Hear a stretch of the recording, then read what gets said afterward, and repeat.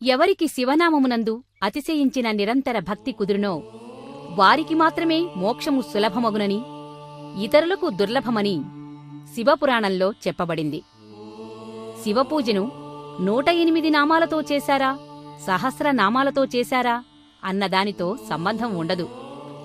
శివపూజ పరిపూర్ణం కావాలి అంటే ఆగమ తత్వవేత్తలు అయినటువంటి పెద్దలు చెప్పిన మాట ఒక్కటే: 8 నామాలతో పూజ చేస్తే చాలు. ఆ 8 నామాలు ఇప్పుడు తెలుసుకుందాం.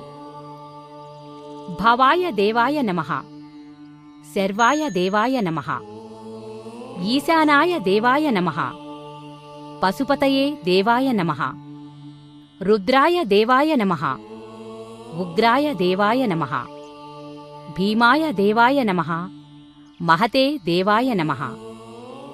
ఈ 8 నామముల చేత శివపూజ పూర్తి అయిపోతుంది.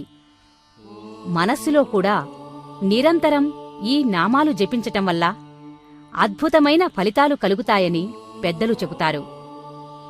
శివానుగ్రహ ప్రాప్తిరస్తు.